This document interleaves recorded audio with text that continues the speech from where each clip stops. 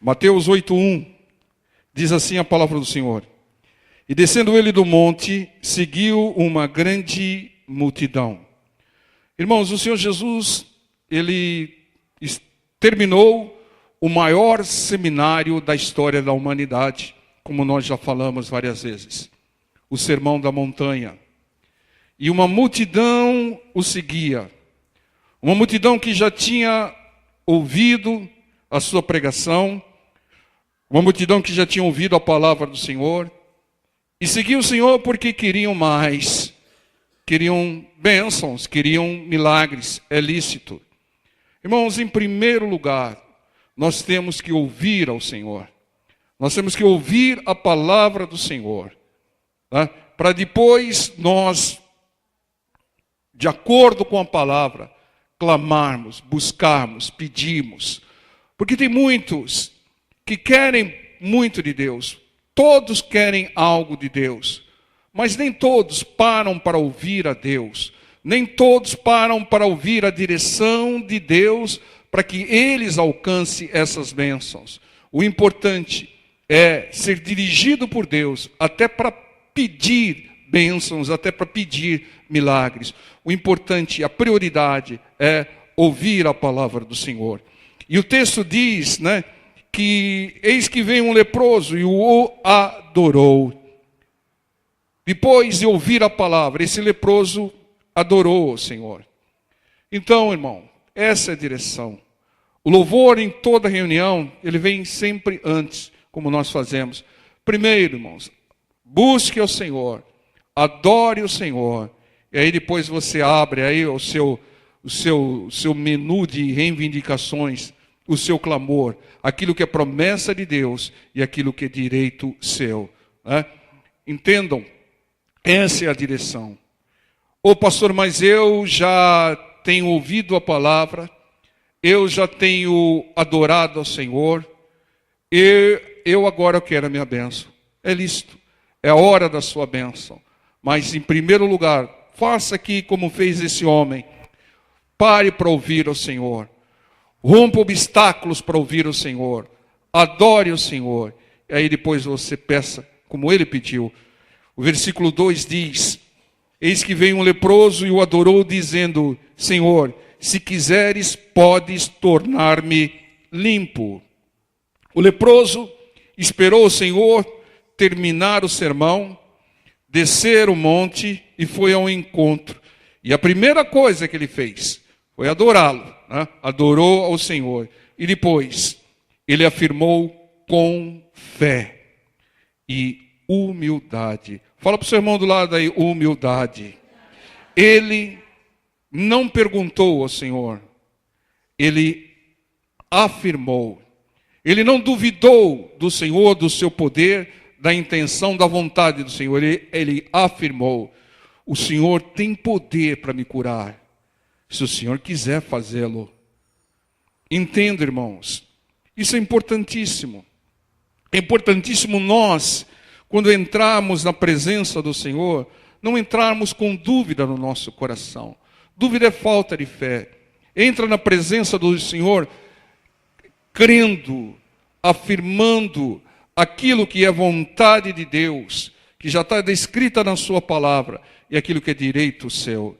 E aqui no versículo 3 diz: e Jesus, estendendo a mão, tocou, dizendo: quero ser limpo. E logo ficou purificado da lepra.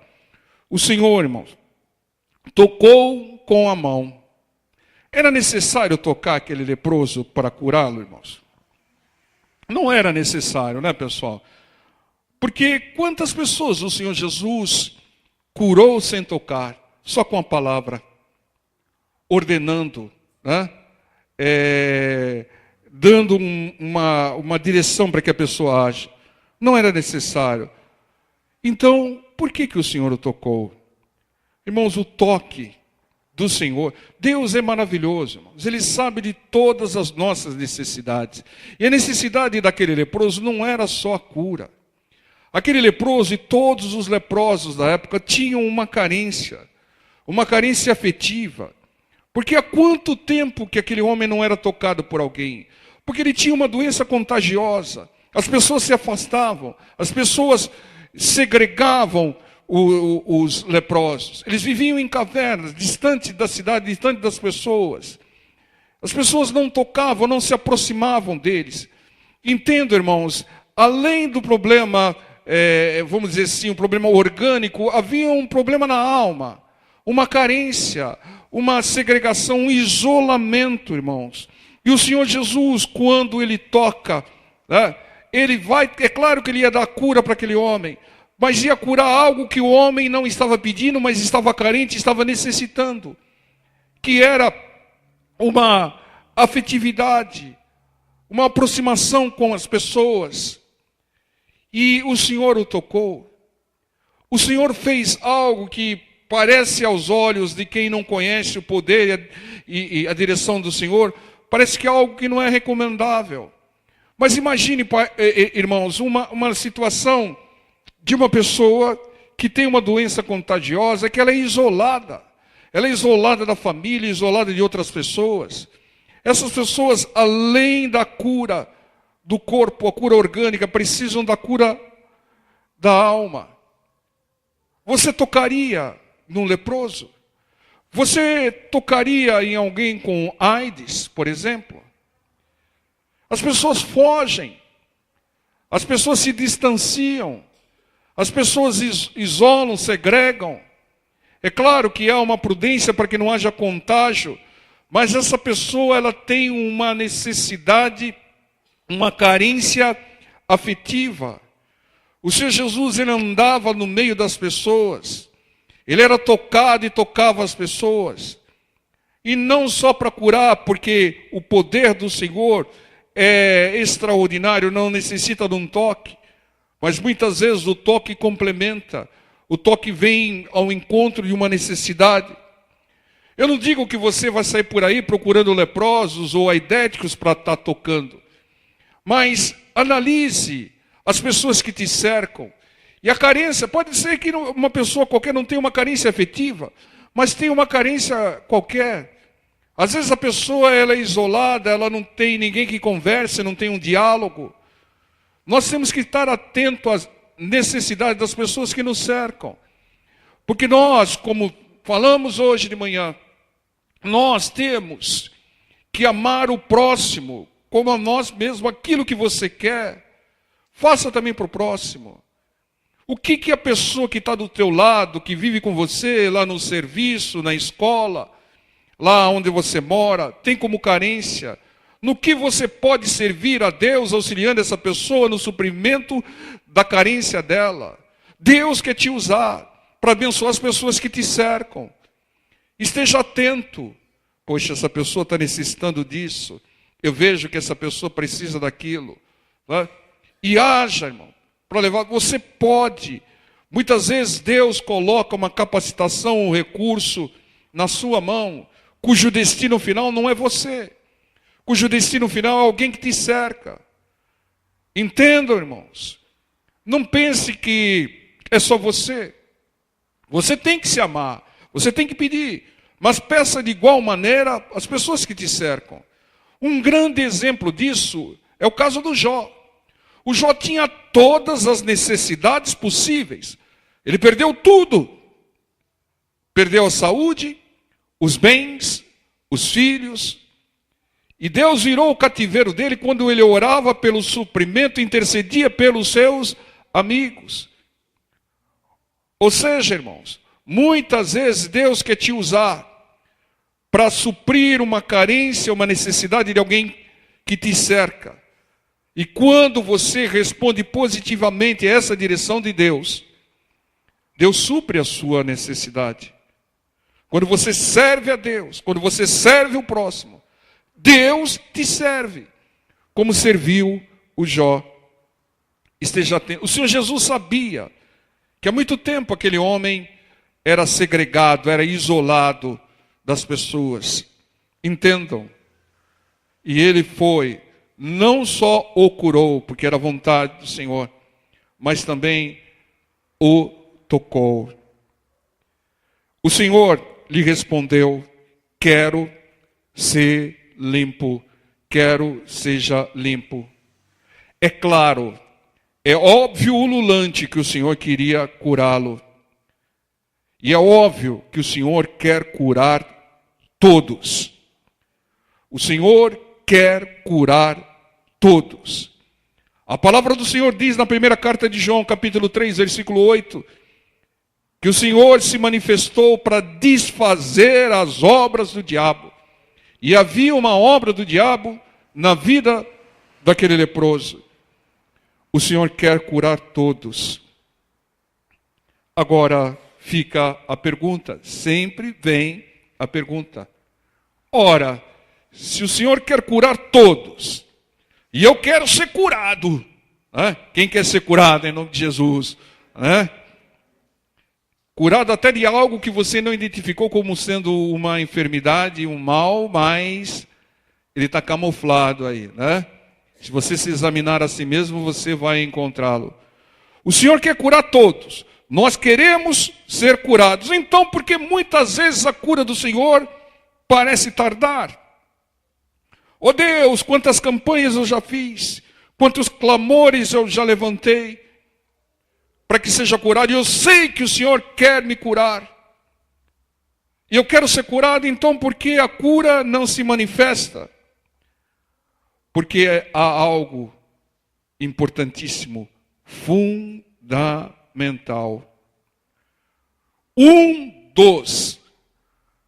Não digo que ele seja o maior ou principal, um dos impedimentos para que nós não sejamos curados, é a própria palavra do Senhor. Ô pastor, mas agora eu vou atirar a bolsa no Senhor, eu vou atirar o sapato no Senhor, como fizeram com Bush. A palavra do Senhor nos impede de ser curado?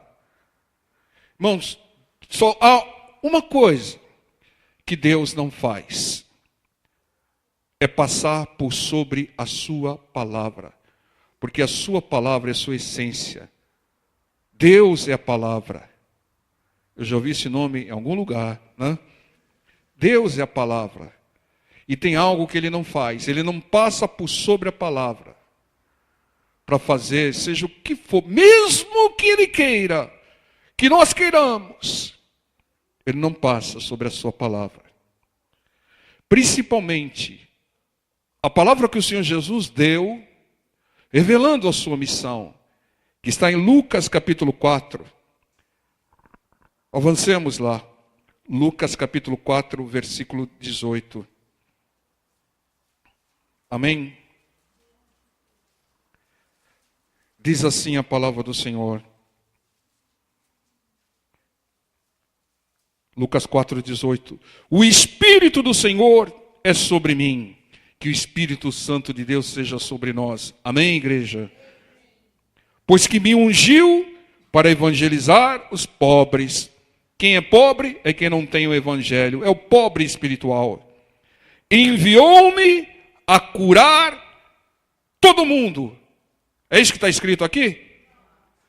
Enviou-me a curar os quebrantados do coração. Eu quero fazer uma ressalva aqui.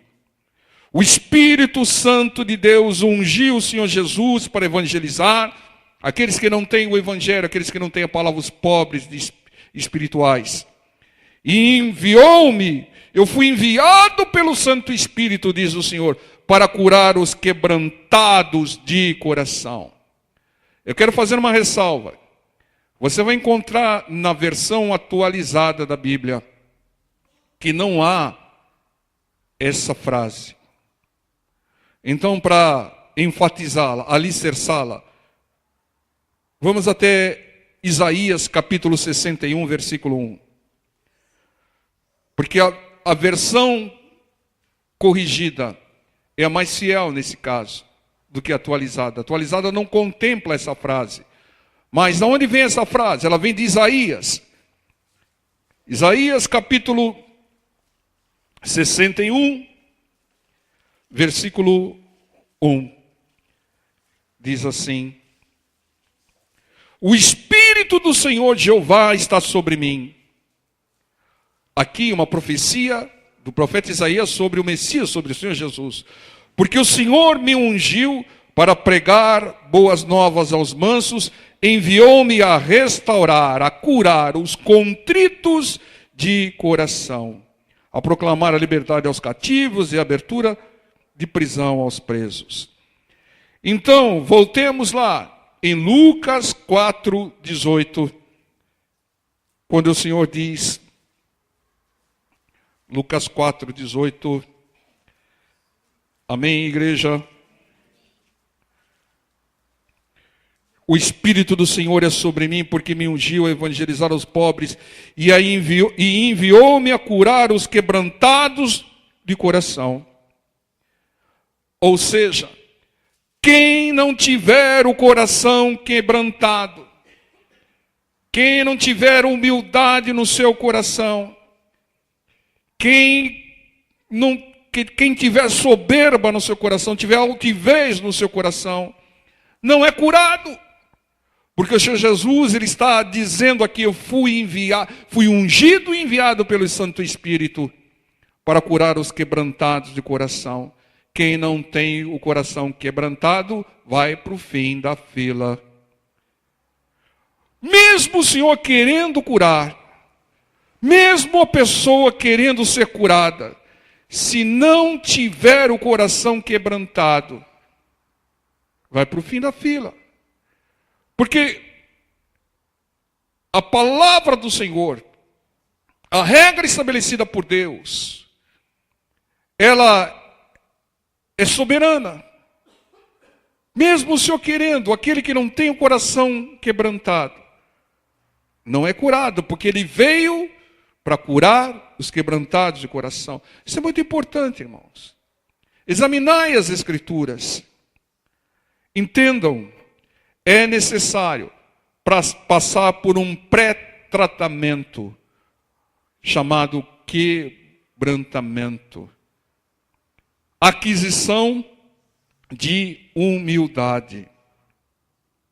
E é por isso que em todas as curas do Senhor Jesus, Ele via, buscava ou testava o coração quebrantado. Ele procurava humildade no coração das pessoas que clamavam. Teve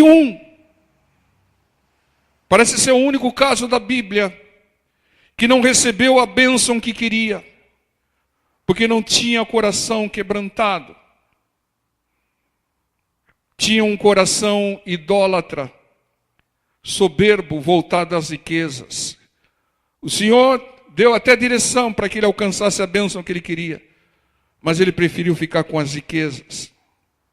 E é por isso, irmãos, que o Senhor procura, naquele que está clamando, naquele que está buscando, fazendo as campanhas, Ele vê o coração quebrantado, o coração contrito, Ele procura ver a humildade. Este leproso, ele tinha evidências transbordantes de humildade. Imagine quantos obstáculos ele superou para chegar até o Senhor. Os leprosos naquela época eram segregados, isolados, humilhados. Eram apedrejados para que se afastassem das pessoas. As pessoas, quando viam um leproso, já disparavam um alarme: imundo, imundo. Então, quanto obstáculo, quanto se humilhou aquele leproso, até chegar no pé do monte, ouvir a palavra do Senhor e até se aproximar do Senhor. E ele demonstrou humildade, não só nas palavras, mas nas suas atitudes. E por isso o Senhor falou: quero ser limpo, e imediatamente ele foi curado. Nós vimos o caso do centurião logo em seguida, lá em Mateus capítulo 8. O centurião era uma autoridade romana. E ele chegou rogando ao Senhor, se humilhando ao Senhor. Recebeu a sua bênção, que não era para ele. Mostrou humildade também intercedendo por um servo. Ele não estava pedindo: cura meu filho, cura minha esposa. Cura meu servo. E essa humildade demonstrada fez com que o Senhor o curasse. Entendo, irmãos. Logo em seguida aqui em Mateus 8, capítulo 14, diz assim: e Jesus, entrando na casa de Pedro, viu a sogra de deste jazendo com febre, e tocou-lhe na mão, e a febre a deixou, e levantou-se e serviu-os. A sogra de Pedro demonstrou humildade. O Senhor viu humildade nela. Humildade que se revelaria na atitude que ela teve depois de ser curada. Ela, com humildade, serviu ao Senhor. Você está jazendo de febre, o Senhor cura. E serve ao Senhor. Serviu ao Senhor. Irmãos, aquele que não tem humildade, ele não quer servir, ele só quer se servir de Deus. Entendo, irmãos? Humildade no mínimo para pedir, para rogar, para perseverar. Entendam? E ela serviu ao Senhor depois. Alguns não servem ao Senhor por falta de humildade. Não querem ser obreiro do Senhor. A mulher Ciro-Fenícia, então, ela foi testada em extremo na humildade. Foi até comparado com cachorrinhos. A mulher hemorrágica, ela se humilhou com toda aquela fragilidade, aquela anemia de 12 anos, e se humilhou no meio da multidão até tocar o Senhor. Um paralítico com os seus amigos se humilharam, abriram até um buraco no telhado do Senhor, se humilharam para entrar na presença e foram curados. Um cego de nascença, ele andou com lama nos olhos, até um tanque distante, demonstrando humildade. Imagina, irmão, quanta provocação, quanta gozação e humilhação. Aquele cego com lama nos olhos, caminhando, procurando o tanque de Siloé. Entendo, irmãos? Essa humildade é que faz com que haja a ação de Deus, fazendo aquilo que Ele quer fazer. Ele quer curar. E muitas vezes retarda até que haja humildade no coração. Entendam? Um dos impedimentos para que não sejamos curados, mesmo querendo o Senhor, mesmo podendo o Senhor, mesmo querendo nós, é a soberba. A soberba, ela impede. Sabe por quê, irmãos? Porque a pessoa que não se quebranta, que não se humilha, ela não tira a soberba. E não há coisa pior do que a soberba. Eu costumo dizer que 90% da constituição de Satanás é soberba. Não há coisa pior do que a soberba. Muitas vezes, aquela lepra não ia impedir o leproso de ser salvo. Mas se ele tivesse soberba, a soberba impediria a salvação dele. A soberba é um mal terrível que impede a bênção maior que é a salvação. A palavra de Deus nos traz um exemplo espetacular de quão prejudicial é a soberba. Quanto Deus quer tirar a soberba de nós. A soberba é a prioridade de Deus de tirar de nós. Deus quer nos curar, mas primeiro Ele quer tirar o mal maior. Qual é o mal maior? A soberba. Por isso que nós precisamos nos humilharmos, nos quebrantarmos, tirar a soberba para que sejamos curados. Porque a soberba, eu não sei qual é a sua luta, eu não sei qual a enfermidade você está enfrentando, eu não sei qual é a perturbação, as aflições. Eu só sei que a soberba é 1000 vezes pior do que esse mal. Não vai, se você tira o mal e não tira a soberba, você vai sem o mal para o inferno. E não pode isso. A prioridade de Deus é tirar a soberba de nós, porque soberba é o diabo, é tirar Satanás de nós. Deus, Ele chega ao ponto, por favor, ninguém atire o sapato em mim, de permitir alguns males para tirar a soberba de nós. Você quer ver isso? Segunda carta aos Coríntios, capítulo 12, versículo 7.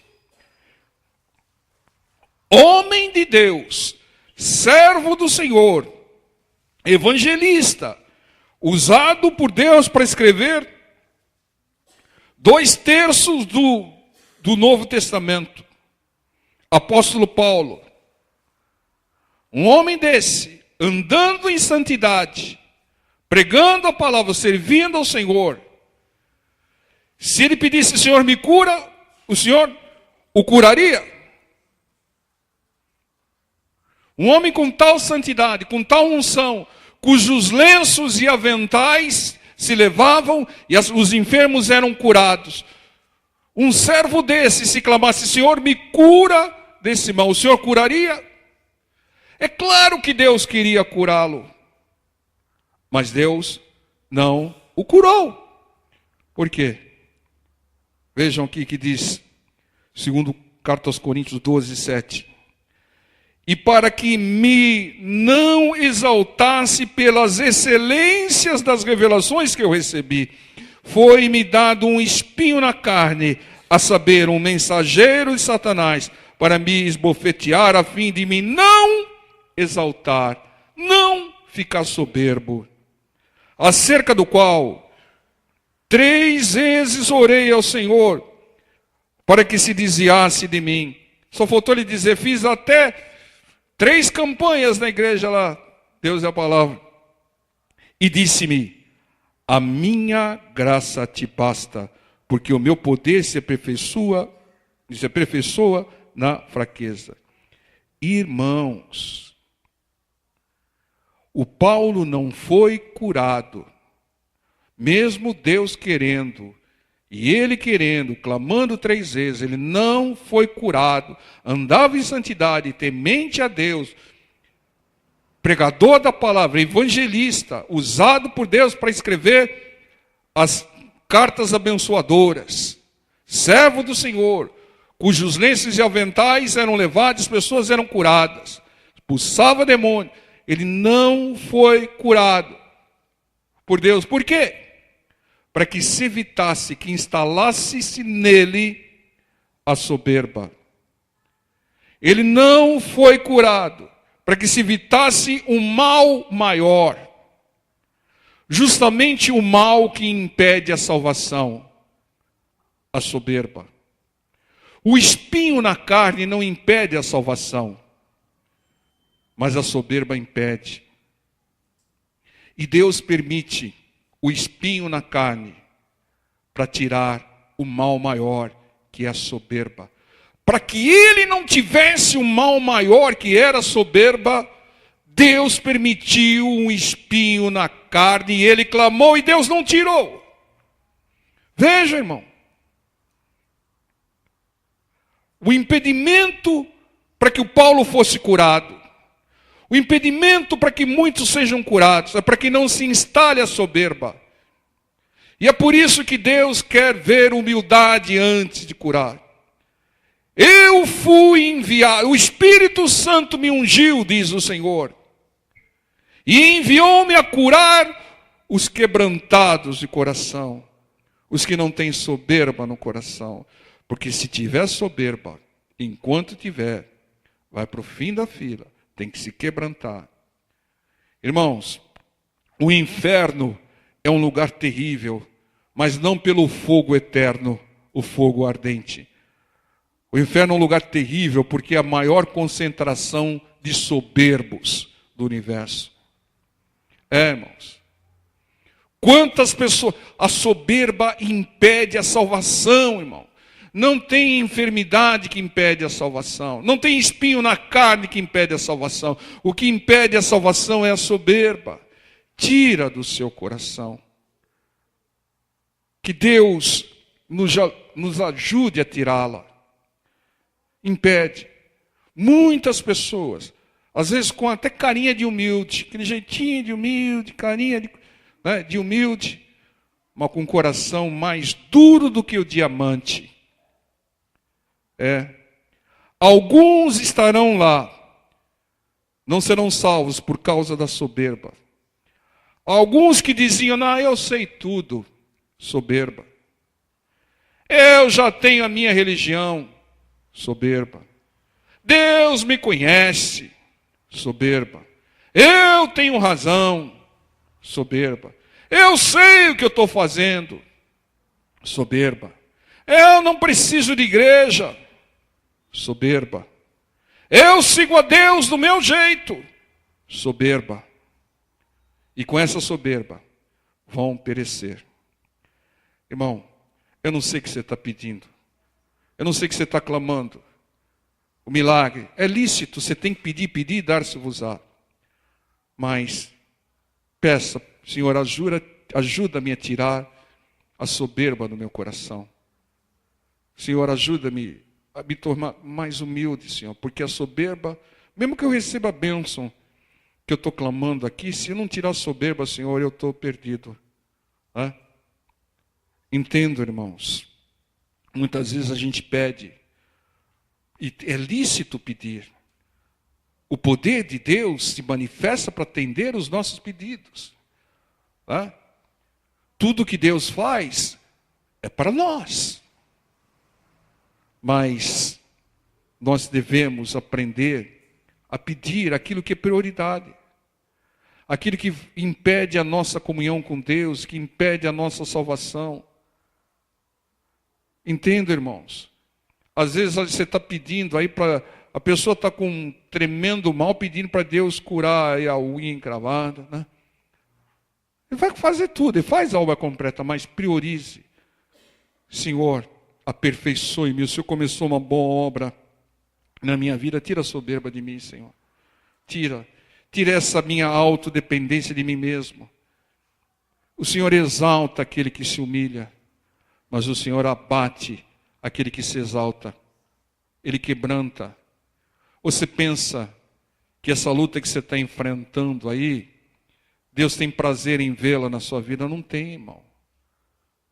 Mas, muitas vezes, se não forem as aflições, quem se lembraria de Deus?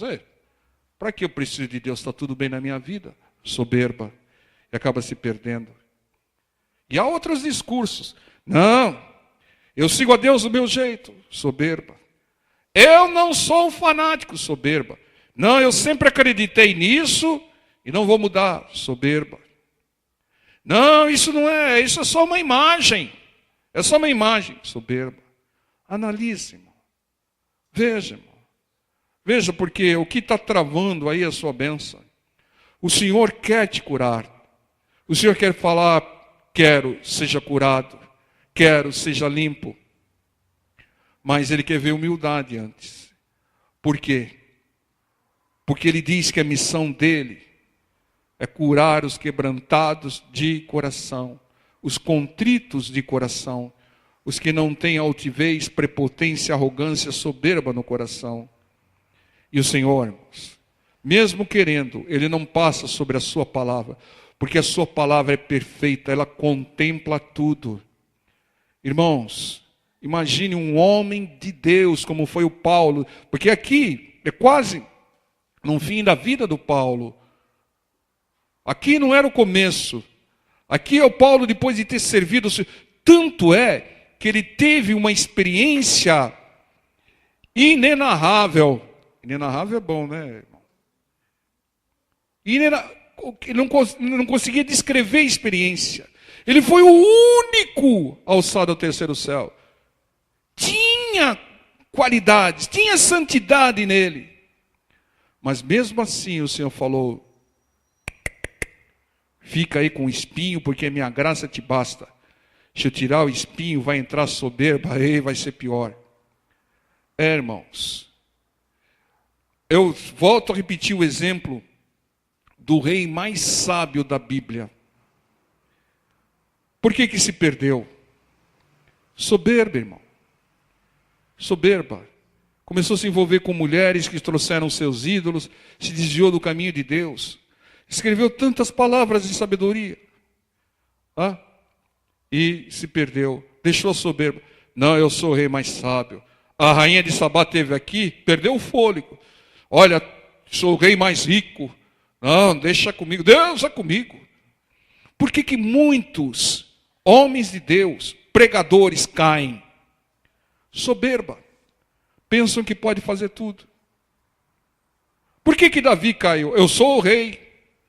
Então foi lá, tomou uma mulher que não devia tomar. Pensou que podia fazer o que queria. E nem se dava conta, eu sou o rei.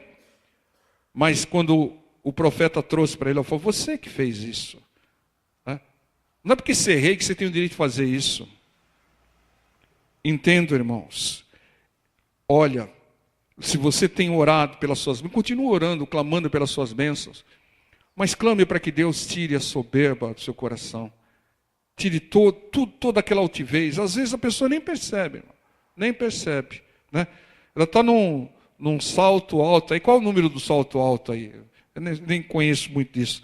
Mas está num salto alto, aí com o nariz empinado, peito de pomba, achando que é o tal, irmão.